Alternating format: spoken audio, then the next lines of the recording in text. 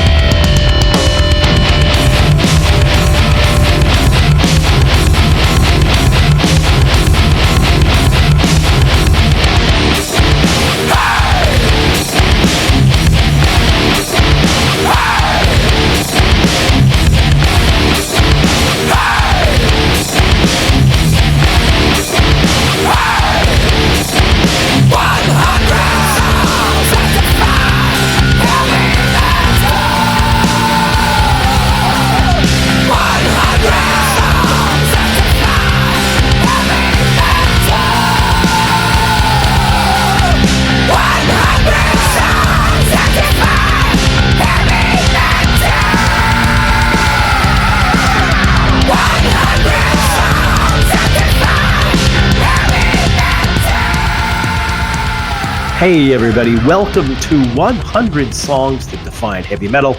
I'm your host Brian Slagel, the CEO of Metal Blade Records, home to bands like King Diamond and Metallica and Slayer and Merciful Fate and Amon Amarth and many, many, many other metal bands. We have a new sponsor here at 100 Songs That Define Heavy Metal. It's the Metal Blade Museum and Store. Located in Las Vegas, Nevada, right near the Strip. We have a ton of stuff in there from 43 years of Metal Blade. We've got Metallica stuff, we've got Slayer stuff, we've got Gwar, we've got Lizzie Borden.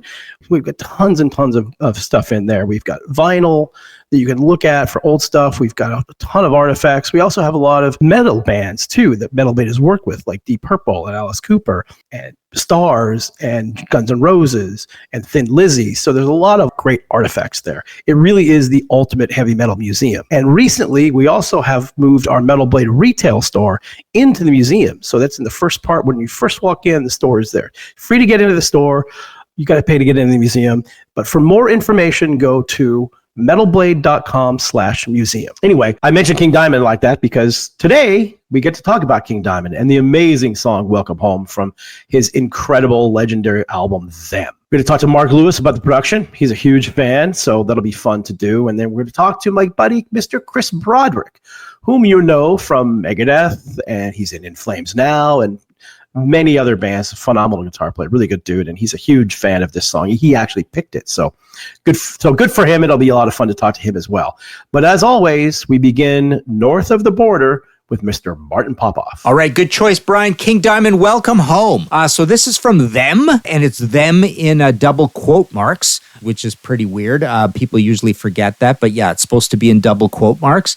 And this was a big seller. It wasn't as big a seller as Abigail. This is, of course, a legendary King Diamond with the, pioneering with the corpse paint, coming from the Great Merciful Fate. They put out 2 albums, then King goes solo. Abigail is kind of the biggest one. I think it's probably at around 150,000, but Them sold 52,000 copies, so kind of a big deal for quite challenging music. And Welcome Home is possibly King Diamond's biggest song, maybe most important song. Pretty interesting band. How would you contrast them with Merciful Fate? You can hear it all in this song. You get very crisp, exacting production values. It is a self-produced album. It's produced by King and the keyboardist, Roberto Falcao. So this album comes out, like I say, it's the third one, comes out June 20th, 1988. So you get this very crisp production sound. This is where the great Mickey D, who would move on to Motorhead, this is where he cuts his teeth.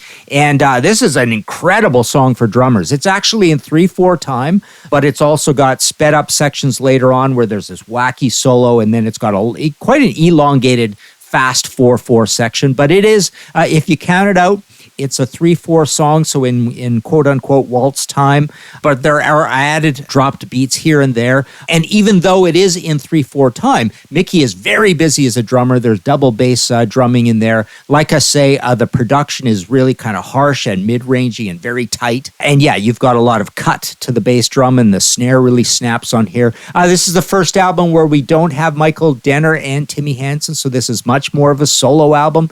This ushers in Pete Black on guitar and Hal Patino on bass. Andy LaRocque, faithful writer with King, is there. And yeah, they come up with an absolutely progressive metal, power metal, proto-power metal sort of song, and everything sounds very expensive and well thought out, including the story. So this is a concept situation, right? The first of two in a row, where you've got conspiracy counts in here as well, where it's King and his mentally ill grandmother, right? Falls into a harrowing descent into madness via his grandmother and the voices in the House of Ammon, known to the listeners only as them.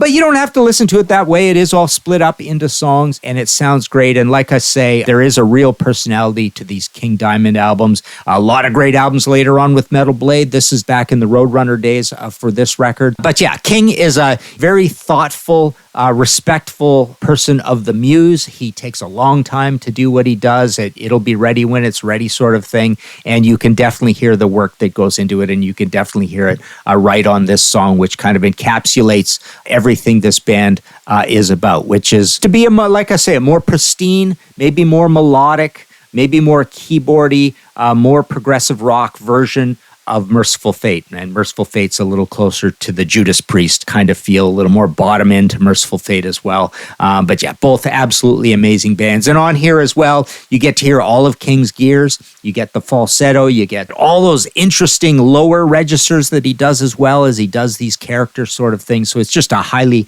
entertaining song. So there you go. King Diamond, Welcome Home from them, issued June 20th, 1988. Thanks, Martin. Lots of interesting things going on there.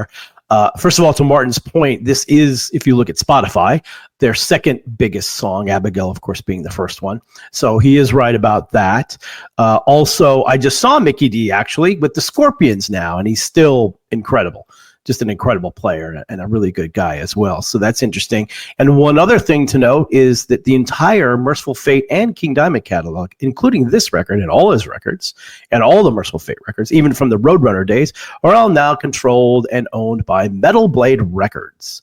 I had a lot to do with that, by the way. So very happy about that because I'm obviously a huge fan of both of those bands. And we worked with both of them for a long time. So lots of good information from Martin, as always, because he's written over 150 books about hard rock and heavy metal. So he knows what he's talking about.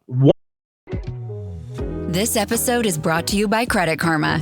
When it comes to your money, Credit Karma keeps you ahead of the game. You can count on Credit Karma to keep up with your financial needs as they evolve, helping you monitor your progress and giving you personalized recommendations so you can make strides towards your goals. Make sure you're on the right track, no matter where you are on your financial journey. Intuit Credit Karma. Karma you can count on. Download today.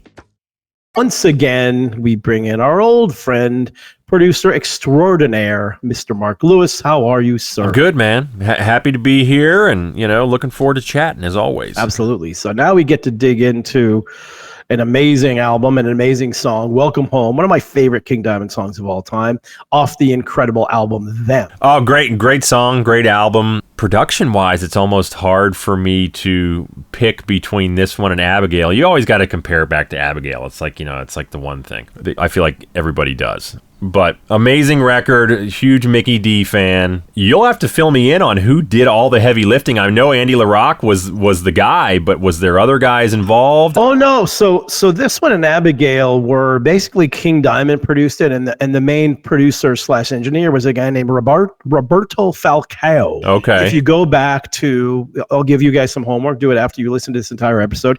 You can go back and listen to the episode we did with Andy LaRocque, where we talked about July 7th, 1777.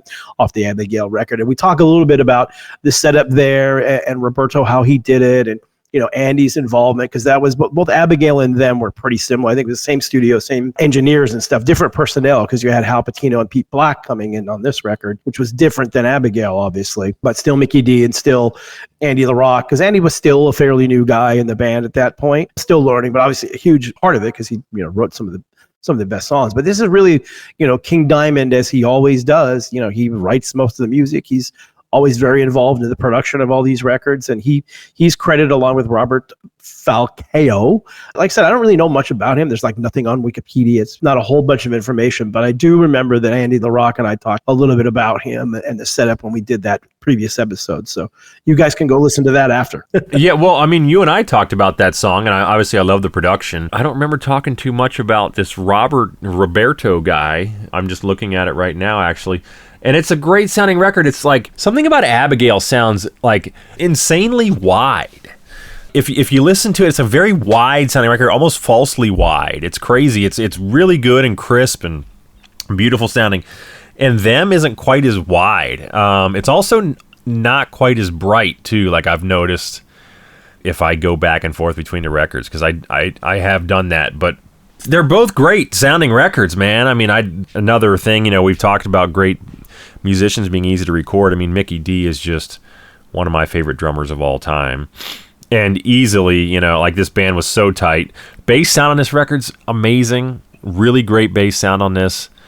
The whole thing, it's just kind of the whole package. It sounds a little 80s, but it's a brilliant recording. Yeah, it doesn't sound, though, dated as much. A lot of stuff from the 80s, you listen to it and go, oh, boy, that's a lot different. And these are certainly very 80s records, but production is still really good. And I'm sure there's a bit of a difference between the two because you had two new players in here with, Pete Black and Al Patino. You're going to have a different dynamic because you got different guys playing and different sounds. Yeah, I would be curious, to talk to Andy or somebody about, who did what the guitar duties were like on the record, how that was all handled. I also would be curious if King Diamond ever really played guitar on any of the records. Oh, yeah. I mean, King plays guitar. He writes on guitar, and he does play some guitar on a lot of these records. This one maybe even more than before because he had, both Andy LaRocque and Michael Denner. So he let those guys play, right? But this one with Pete Black coming in, I get a feeling that you're probably right. There's probably more of King playing guitar on this record. And he's filtered out through a lot of stuff, but he does like to let the guitar players play. They're obviously playing live, but on record, sometimes he has a vision of stuff. I know the new King Diamond record coming up, King is playing a lot of guitar on that, which is interesting because it's just him and Andy really playing the guitars. Oh, cool. But back then, I think it was a little bit different. But again, with the new guy coming in, I can imagine that King probably played more of the guitar. Yeah. It's great guitar playing on this album. I should also, I got to go back and look at the liner notes. Do they note who does the solos on the parts of the songs? Because there's like two really good lead sections in this song. Yeah, I'm not sure. A lot of places, a lot of people don't do that. I wish they would more often. It's the rare exception when people do that. But I would imagine, again, listening to this record, a lot of this sounds very Andy LaRocque. And again, with a new guy coming in, I could almost guarantee you that Andy's doing a lot of the guitar work. It's the one King Diamond song everybody loves to scream the lyrics to because who else is going to sing about Grandma? Grandma, right? I know. I think when I was setting this up with Chris Broderick, who we're going to talk to in a little bit about this song, he actually picked the song, but I think at first he said Grandma, and I was like, wait a minute. Oh, Welcome Home. Okay, I gotcha. It probably should have been named Grandma. Maybe that would have been fun. That would have been fun. It's cool. Nobody tells a story like King does. Yeah, and this was the first of two. The record after this Conspiracy. This was part one of the story, and I guess they finish it up on Conspiracy. And of course, every King Diamond record has some sort of storyline to it, some more than others. And these two, for sure, are linked together, which is cool. And he was in his. Between these three records, Abigail, Them, and Conspiracy, he was kind of in his prime at that point, with storytelling and just writing these amazing songs. And it was interesting because, coming from Merciful Fate, it's the same vocal style as King Diamond, right? But definitely, I think he had more freedom in King Diamond because it's his band. But I noticed the vocals are a little bit different, a lot more of the high falsetto and stuff in here than there was in Merciful Fate. Yeah, I would love to pick Andy's brain. I'm curious how King works on his vocals. I know that he's adverse to compression and things like that, but he stays pretty consistent. He's very particular about that. I just know working with him over all these years, he's really particular about the way his vocals sound. And most of the time, it's just him and the engineer in when he's doing the vocals. And you have to find the right person to mix his vocals. There's a lot of guys who have tried to do stuff with him and he just didn't like it at all because he's very specific and he doesn't want a lot of anything on the vocal. He wants it to just be kind of the way it is. And Andy, over all these years, has kind of figured that out.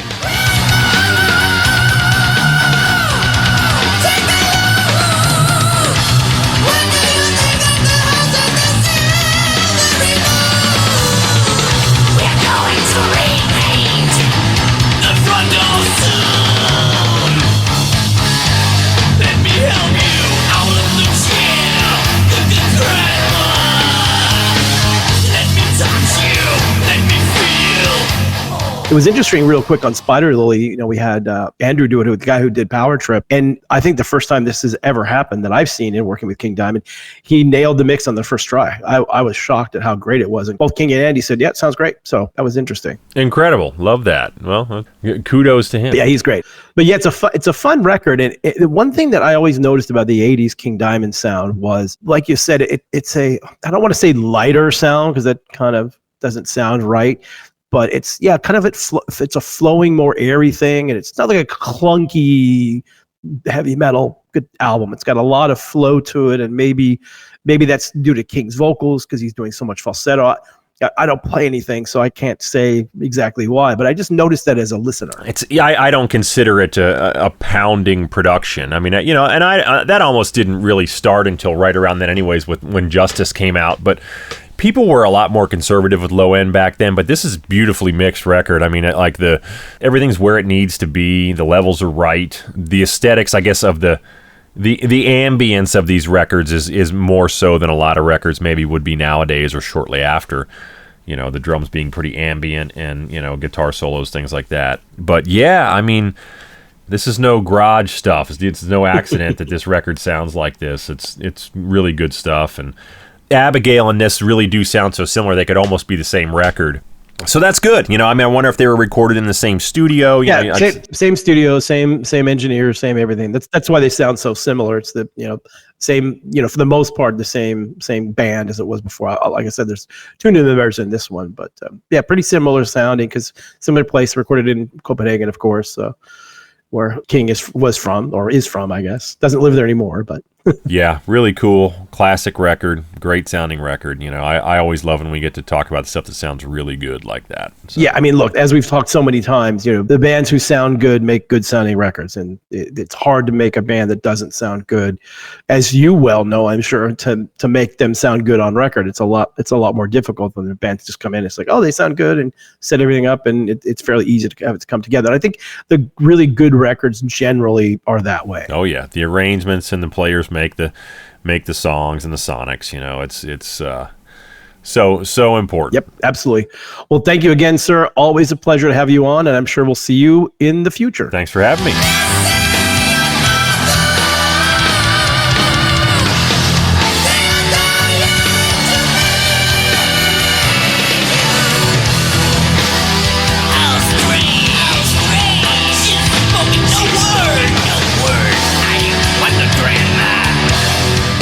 All right. Hello, everybody. We're in a different location today. We're at the Space in fabulous Las Vegas, Nevada. It's an amazing building here. There's a venue here. There's obviously a podcast studio and a whole bunch of things here. So thanks to Mark and everybody at the Space for letting us be here today and record this thing. So I'm going to welcome in now a man from Jag Panzer, Nevermore, Megadeth, and he's currently in the legendary Swedish band In Flames. Chris Broderick, how are you, sir? Thank you very much for having me. Don't forget Active Defiance as well. Active Defiance, right? Yes. Yeah, I always forget the Metal Blade part of it, right? So, yeah.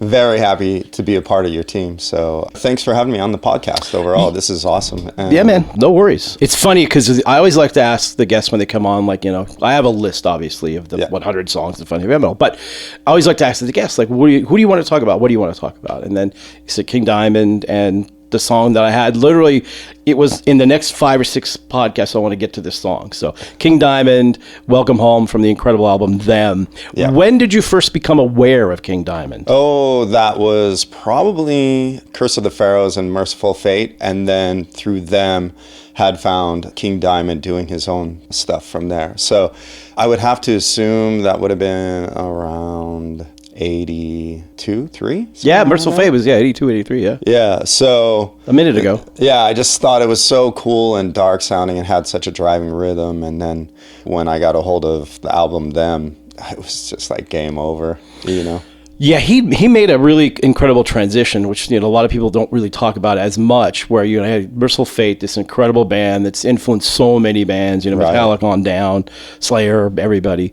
And they put out these 2 amazing records, and they were ready to kind of almost, I don't want to say break big, but get pretty popular. Yeah. And then they leave, and he goes and does King Diamond solo.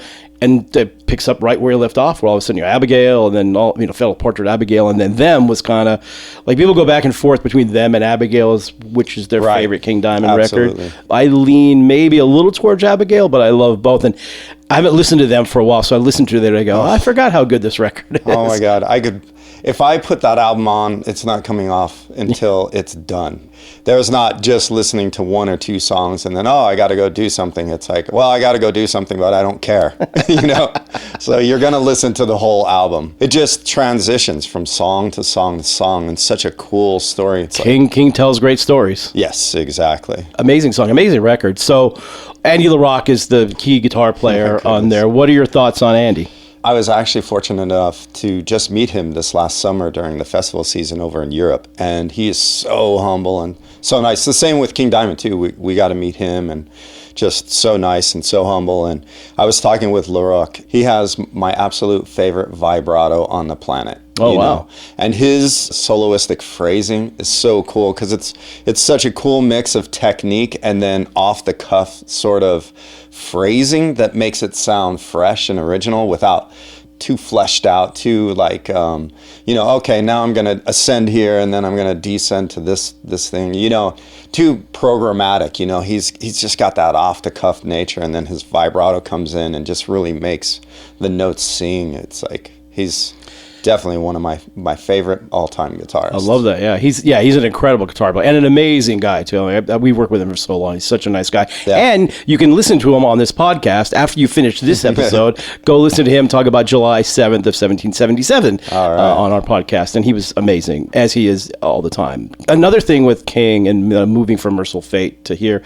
he had Hank Sherman was kind of the signature guitar player. Right. Merciful Fate, obviously Michael Denner came over for the first few King Diamond records, but then he introduced Andy LaRocque to the world, and like a lot of times singers and guitar players don't get along very well, but he certainly has the ear to get the right guy, and I mean they're still together with both of those guys all these years. That's an incredible feat, irregardless of your qualifications as a musician. It's like, well, how well do you get along with the other people in your band? Because I think your listeners are probably all too aware that keeping a band together for a long haul is extremely difficult. Pretty much impossible. Yeah, pretty much. It's like being married to 5 people or whatever, Kudos to them for doing that, and just creating what they create is just awesome. Yeah, they're still doing it. I mean, still, like you said, you saw them this summer. They were doing all the festivals and everything. And I didn't get to go over to Europe this summer, but I've heard nothing but amazing things about the shows. So it's cool to do that. Yeah, it's Andy's such a good guy. And he's also, I find it interesting, too, when you have guitar players, or really anybody in the band, that also produces and engineers. And he's multifaceted with that. Like, he's an amazing guitar player, but he's a really good engineer and producer, and engineered and produced a lot of the King Diamond stuff and a whole bunch of other stuff. His studio is called Sonic Train Studios. You can look it up. There's pages of stuff that he's done, but that's not that easy to do, to excel at all these different things. Right. But, I wouldn't think for somebody at his level that it would be necessary. But I think for most guitarists growing up these days, having some knowledge about a DAW and recording and the format and all of that is almost a necessity. So I think maybe he's just, really interested in that space and is following the trend. Yeah, and he's been doing it for a long time, so he's like old. He's got a real studio with the boards and the whole thing. I mean, everybody can kind of create music at home now. And you're right. I think that's important for any musician today to be able to record at home properly. Right. Because you can record at home and have it not sound very good. So you have to kind of learn to operate all the technology and machinery to make it sound good. Yep. How much do you delve into that part of it? A lot, quite a bit, actually. I go through phases where I spend a lot of time really trying to understand, how to accurately use a compressor, to all of the other functions of a DAW. But once I'm out of that phase, it's really just trying to get it to a point to where I can just plug in and go and get takes that I like and then publish them quickly and easily. It's usually when I go into the next phase of writing or creating that I start thinking about, well, what tools do I not know enough about that will really help elevate? Yeah, I'm always fascinated by that. And so when you record stuff at home, do you go through an amp or do you just plug directly into the thing? No, I definitely go DI, and I think that would be the case for almost any studio these days because it's so easy to send it back out and reamp it through a real amp. but it's a much more relaxed environment, I think, when you go DI in, and you can have so many options after the fact. You know, you can try out different amps with the way that you play to take, you know.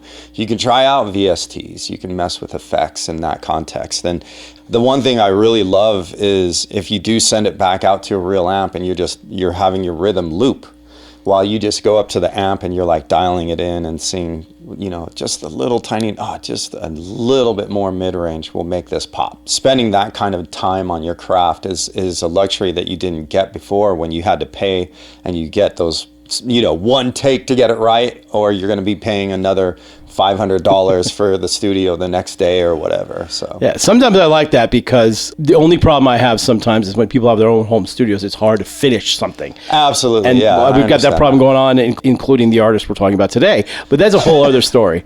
Let's go back to when this record came out, and we were talking about technology and recording and stuff. Yep. Now we're talking about a record and a song that was recorded back in the days where you're in the studio through real amps. And I grew up in the '70s, so I love the production. It's all real. There's no fake stuff on there. It's all real sounds. Quantizing. Yeah. No cut and paste. In a way, I kind of like that. There's so many great records back then, but those King Diamond solo records, though, for some reason had a different sound to them than what other people were doing. Yeah. And what's interesting about that, so not to go too far behind the covers here, you know, but behind the scenes, but when we're doing this new King Diamond song, Spiral Lily, that came out, we're looking to somebody to mix it.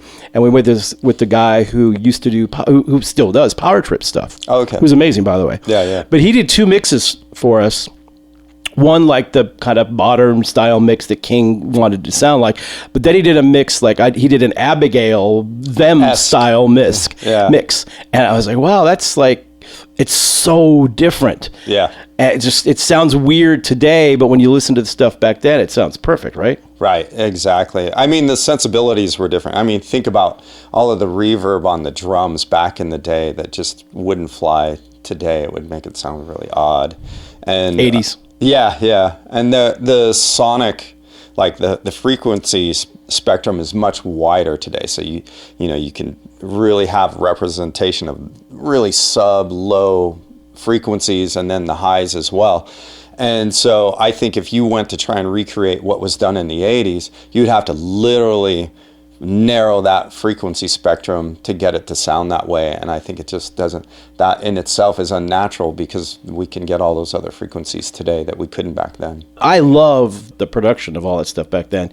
Yeah. Like I said, the King Diamond, when you listen to a lot of metal records that came out in the 80s, I mean, you know, every band has their own sound and their own uniqueness, right? Right. But those records, for some reason, especially like the first 3, it's hard to explain if you guys listen to it, you will kind of understand it, obviously. But it just had a different style and tone to it. Like when you put it on, and you always like, you know, when you put on a Metallica record, okay, you know it's Metallica right away, or AC/DC, or whatever, it's a Black Sabbath, because there's that sound. And King Diamond had that sound for those first few records, and it was not just King and, you know, Andy, but also, you know, Mickey D, and the whole band had a certain sound. And the way they recorded it was really different, I think, because it was heavy, but it wasn't like bottom heavy, right? So coming into this podcast with you, I was like, I got to listen to them again and check it out. And same here. You know what the funny thing is? As soon as I started playing it, I'm like, wow. You know what adds to the aggressiveness? You can actually hear that bass and the bass distortion, and it's so locked in. From the first Mickey D fill, you just knew it was going to be insanely good. And then the rest of the band comes in on that driving rhythm for Welcome Home anyways. That's the song I'm referencing. That's the classic from this album for sure. Yeah. The whole record's great, but... Right, exactly. And it's like you can hear the bass right in that driving rhythm with it, and it all just comes together, and it's magical. So the one thing we always have to talk to, the elephant in the room, so to speak, is King Diamond and his vocals. Because some people, most people love them and love him for that, but there's definitely a faction of people that don't. So what's your take on his vocal style? My take is it works really well in the context that he's putting it out there, especially, for any thematic material, because for me, if I just listened to some of his, like the tonalities that he would sing in the really high falsetto stuff, it definitely would not work in the context of just a regular song where he was pulling that out for the whole song. But when he's using it for a character like Missy, for example, or something like that, or he's using it to create a melodic line that transitions into a new part. Like for me, I really thought it as the glue that bound the whole story together. So I loved it because it made all of those transitions and things like that so understandable to me. So I didn't, like I said, if you just looked at one way that he's singing, you might think, oh, that's kind of cheesy or whatever. But for me, it tells the whole story. Yeah, that's a good point, because he's talking about a bunch of different characters and all of these, especially all that. I mean, he still tells stories on every record, right? But he was especially telling stories back then. And you're right, he has different voicing for different characters. And I always liked his voice just because it's so unique. Mm-hmm. Like you can look at like Rob Halford, who's got a low and a high, and a lot. I mean, he's probably one of the better examples of that. They can do both really well. Yep. And King does the same thing, but his high screams that's why it's kind of a bit polarizing, because it's so high and so different than and they're all, my favorite vocalists, like, Jeff Tate and Rob Halford and, Bruce Dickinson, they all have that high falsetto, but they don't quite have it the way King has it. Right. Yeah. Well, I can tell you this, irregardless of, any particular thoughts behind his singing, it had overtaken me and my friends my senior year of school so much that when we would see each other in the hallways, we would just scream out grandma. Like it was funny for the whole year, That's awesome. It was so pervasive in our everyday lives. Yeah, that's the great thing about so much of this music is, when you grow up listening to it, it's like you said, it's the fabric of your life back then, and all your buddies and stuff. That's so cool. When did you first see King Diamond live? You know what? I didn't get to see him until after I'd moved to LA. Oh, wow. So it wasn't probably until 2006, somewhere around in there. I was coming in a little later. Yes, exactly. But I was glad to have seen him. And I don't know why it never happened that I hadn't seen him. Maybe he saw Denver as a flyover city or something. I have no idea. I have no clue. It's weird. It's weird when you mention that, because I talk to so many people about, like Metallica or, all the big bands, right? And I go, hey, like one of my really good friends is Ray from Fates Warning, Ray Older. And he had, I forget exactly when it was, but it wasn't that long ago, like maybe 10 years ago. He had never seen Metallica. Right. And like it's one of his favorite bands. I go, how could you never have seen Metallica? Like, it's not like you were living in the middle of nowhere, right? Because it just never happened. I hear that over and over again. Like, hey, how many times have you seen, Metallica's one or Slayer? And a lot of people are like, oh no, we only saw Slayer on the last run. And these are people who are older and had opportunities to see them, but it just kind of never happened. I was blown away by that, because really, this is the first time you're seeing them? That makes no sense. But I get it, life and everything else comes in, and scheduling. I know how the scheduling thing goes. I always wish these bands would schedule their tours around my schedule. Yeah, right. Make it easier for me, but it's not how it works. Give me a call up, let me know, oh, you're coming through this date? That doesn't work for me. Why don't you guys come on tour over in this date, know? That would be the best thing for me. But I've actually spoke to agents about that, and they're like, yeah, we're not gonna. I know, I'm giving you a hard time. So what were your impression because King's got a pretty big stage show, and he always has, but he's really kind of right around when you started to come in seeing him live, he kind of elevated to like the next level. Exactly. Yeah, I think that was the first time I had seen the sort of courtyard and fenced layout, and I thought it was great. Like it's everything that encompasses what King Diamond is, which is, a little bit more on the theatrical side, and it enables him to tell the stories more effectively. So I think it just brings people into where the whole artistry is coming from. So yeah, and I give him a huge amount of credit. So he, as everybody knows, or if you don't know, he had a major heart attack and was kind of out for about 7 or 8 years. He didn't tour, didn't do anything, getting his health together. So the first show they played Sweden Rock. Mm-hmm. They got offered Sweden Rock, big festival in Sweden, and they were like, it was the first show back, so it was a big thing. I don't think they announced anything else. They played later, obviously, but they got paid a big amount of money, and King took every penny of what they got paid. None of the band guys got paid. Nobody got paid, and they put it into the stage production. This was when this is when bands just went on stage and played. Yeah. There's no, jeans, t-shirts, go on stage and play. Maybe there's a smoke or something, but there's really not much production. And he went and put this huge production together, and like nobody even else on that bill had much production. Even like the headliner bands didn't. So he did that, and all of a sudden that was a game changer, because he went from being before that he was good, but he was playing clubs and all this sort of stuff. And as soon as he did that, it elevated him to completely to the next level live. Right. And then with the wonders of YouTube, everybody could see that. And it started to change. It started this big change within a lot of bands. We're like, oh, geez, we need to do production now. Yeah. Like, even if we never did. Like, another band that was affected by that a lot was Amon Amarth, one of our bands. And they didn't really do a lot of production before, but they saw the King stage setup and like, we need to start doing stuff. So now they've got this massive production. A lot of bands, Ghost, I know Tobias from Ghost was huge King Diamond fan and massively influenced in a lot of their stage production. All really kind of stemmed from King. Like, nobody was really doing much before that around that time. So it was just a game changer. And it's just amazing how you look at what he's done and the band has done musically and this legendary music thing, but then also the live and the stage production thing too. It's a whole thing. Yeah, I think, to give Anders Frieden, of In Flames some credit, he really thinks about that. Like, when we go out and we do tours in Europe especially, he really spends the time thinking about how he wants the whole show to run and what kind of production we can carry and stuff. And that's stuff that, for me, like, I'm like, I just want to play my guitar, So Anders, man, he picks up the ball on that, and he really puts a lot into it as well. And I think it's something that's necessary because it's the crowd loves it, and it keeps them coming back, and it gives everybody something that they can see and vibe with, 100%. And I mean, so many bands do that, and Flames always has great production too. I give you guys credit for that. But yeah, you have to do that. And what I've also noticed too, again, because of YouTube and social media, like if you're doing production things that are extraordinary, it's a whole next level game changer. For example, there's this band called Parkway Drive from Australia. Mm-hmm. I know them. I've seen them before. They're nice guys. Right. But they started this. So they're pretty big in Australia. From Australia. So they played like the Sydney Opera House. And it became like a viral thing where they had this part of the show where the singer's standing on stage, and the stage like goes up 30, 40 feet in the air, which isn't an unusual thing. We've seen that with Kiss and other things, but just him up there. And then they hit this breakdown and there's just fire everywhere. Like fire's coming out of the stage. It's like insane. I'm like, oh my God. I've seen Slayer and Rammstein and all these crazy fire things. This was one of the most amazing things I've ever seen.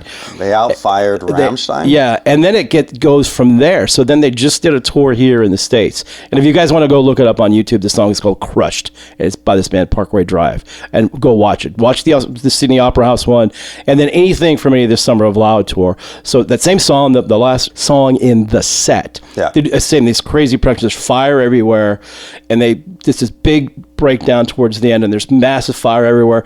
The drums go on fire. Well, actually, the drums start spinning.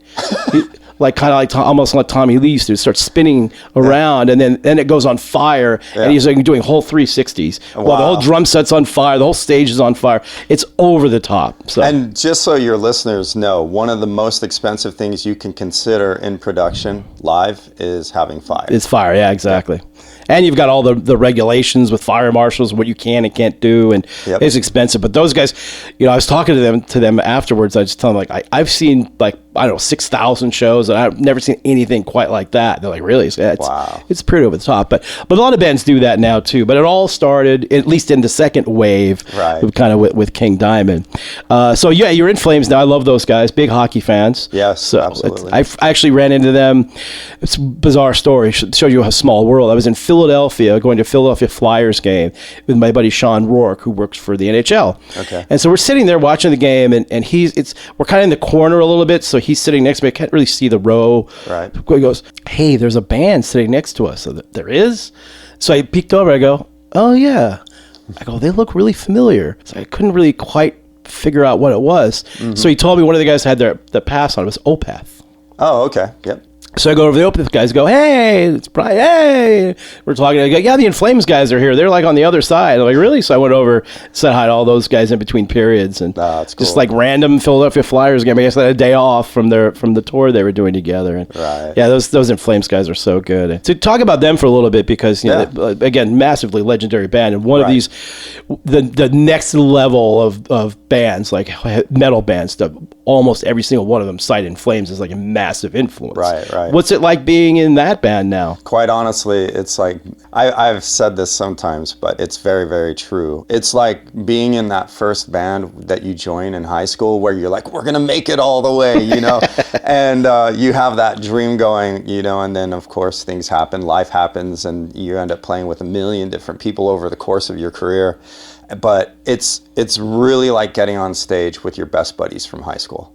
Like, I really love playing with Björn, super mellow dude. We play well together. He loves the guitar, I love the guitar. Anders is so cool and mellow, and you know, like, they let me have my space, they let me be me. There's no animosity in any way or anything like that, and they do their craft well. So yeah, they're like I said, they're super great guys, and every time I've seen them, it's always been good. And like I mentioned, they've always got good production, and of course, I like them even more because they're big hockey fans. But that's a whole nother story. Right. Just talking about like the 80s and like the music you were into in the 80s. So aside from obviously King and Merciful Fate, we were talking about, what other stuff were you listening to? In 1988, when Them was out, and I was really into that, I was also listening to all the shredders at that time. So it was Yngwie, it was Jason Becker, Marty Friedman, Paul Gilbert, you know, Racer X, you know. I thought Racer X was a little bit more glam than I was at that time. But the guitar playing was so undeniable. It really didn't matter. I don't care. They could wear tights on their head if they wanted to, and I would have been listening. You know, Metallica at that time, I was definitely huge. Like, Master of Puppets was always my favorite CD. So that, and then of course the Black Album when that came out. I was actually a real fan of that. I think being from Colorado, you're a little bit more into the mainstream radio play sometimes, because that's more of what you get in Middle America. You don't have like KNAC or anything like that that's feeding you the deep cuts that I would have got in California. Sure. You were in Denver when the Black Album came out, right? Yes. Did you go? So they played, I think it was 3 nights at McNichols Arena in Denver on the Black Album tour. Were you at any of those shows? No. Oh, really? No. Yeah. Oh man, those were great. Like every once in a while they'll invite me, like, hey, we're in Denver for 5 or 6 days. Why don't you come out and hang? I'm, all right. So I'm like, yeah, sure. So I went out there, and I've seen them a bunch of times, and they were playing 3 nights there. And by the third night, I'm like, I don't know if I want to go to the third night. You know, it's like I'll see them twice, but they were so good. Yeah. I went to the third show, and it's great. It was a super fun week. A lot of crazy stories, but I mean nothing too crazy. But one of my favorite stories about people ask, because everybody's always asked about like James Hetfield and what's he like and all this stuff. Well, I'll tell you, at least this is in 1992 or 3 or whenever it was. Yeah. So we were all in Denver. We were there for a week, and in downtown Denver, if you guys don't know, downtown Denver's like got a whole long street of shops and shopping areas. It's just pretty cool. So it was like James and his assistant and his best friend who was also out for that week, and we just went kind of shopping. So he goes into a cowboy boot place. Right. Because he'd be a cowboy boot fan, because he's a hunter and all that stuff. So we go in, and word kind of trickled out that James Hetfield was around there. So all of a sudden, these kids come in, and there's like, I don't know, 20, 25 of them or something. So we kind of stopped what we're doing, and he signed autographs and talked to everybody, and it was all good. And then it kind of died down, and they all left, and they returned to shopping for boots. I was not buying a cowboy boot that day, or a cowboy hat. The person who was helping us went up to James and said, wow, it doesn't get annoying? Isn't that a pain? He goes, like, look, that's part of the gig. We're fans just like they were. Yep. And same story, that same time we were there, and it was not winter yet, but it wasn't super warm, and I think one night it was pretty cold out. Right. And so, we were, show and hang out afterwards at like 3 a.m. We're all in the van going back to the hotel. And it's like I said, it's cold. It's, I don't know, it's in the 30s probably. Denver's crazy for weather. Yeah, it can be 80 degrees during the day and then 20 below at night practically. It's crazy. But it got really cold. And again, it's like 3 o'clock in the morning. So we're all in this van leaving, and there's probably 30 kids out there that waited all that time just to get some autographs. So of course they stopped the van, got out, signed everybody's stuff, and did whatever. But that's kind of the band that because they're like, we were kids, we were those same kids. Yep. Lars was that kid when he was that age. So always massive respect for those guys for sure. Who were your guitar gods growing up? Who did you worship as guitar players? Yeah, so it was definitely some of those I mentioned: Paul Gilbert and Jason Becker, Marty Friedman, Yngwie, of course. And then I had my classical influences like John Williams and Scott Tennant and Paco de Lucia, for flamenco, and just insane. I mean, I could go on forever, but those would be the ones, you know, Vinnie Moore, I would add him, like he was phenomenal. Tony McAlpine, like I loved Maximum Security, and so many others. I could just keep going on and on. But for me, it was really like about showcasing talent, you know. I really loved that, so. Yeah, I love talking to people about the evolution of heavy metal, like where it came from. Obviously, it came from the blues. The blues is the biggest denominator. Really, that's where all rock and roll really came from, were the blues. Obviously, I'm not sure here, but even in the European metal scene, it came from the blues as well. Pretty much. I mean, that's where it originated from. Because we all have to.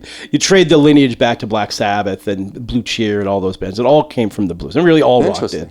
But what I love about metal, that's the base core of it, right? The classical music has so much of a massive influence on metal. Like there's so many. You know, I mean, Ritchie Blackmore, I think, is one that really played a lot of classical stuff in his music when it was Rainbow and Deep Purple. And the other thing that I never really thought about until I started doing this podcast. And another huge influence, more on drummers than other parts, jazz. Yeah. Like jazz was a big thing, because I was talking to Dave Lombardo, who's my favorite metal drummer, and just talking about his style of play, because he plays a little bit differently than anybody else did. And he grew up, you know, Cuban household, and he was around a lot of jazz, and he kind of incorporated a lot of those jazz players in his drumming. Cool. I never really thought about jazz being into metal, but those three factors. I mean, there's clearly a bunch of other influences, but I think those three elements seep through the most. To me, it's, as a genre, it seems the most. It's like the most democratic. It invites every other genre to come play with it. You know. So you got bands like Candaria that are really mixing it up with jazz, you know, and then you run all the way into fusion players that kind of go back and forth between metal. I'm not sure if you know about this guitarist Andy Wood, but he's I know super great player, really good. But he runs everywhere in between country and metal, and he just produces too, right? Yeah, I think so. I don't know that much about that side of what he does. But he's good. Yeah, there's so many great guitar players out there. It's cool that metal is so inviting. You know, it's like, and we get pegged with it all the time. It's not that inviting, but it really kind of is. I mean, you know, obviously, just punk rock is a huge influence on metal. I mean, we can go on for hours on end, but we don't have that much time. But anyway, I wanted to thank you so much for doing this. Thanks for coming in and doing it in person, even better. We don't get to do that enough. It's a lot of fun. So really appreciate doing this, and thanks again. I had a great time doing it. So thank you so much. Thanks for having me.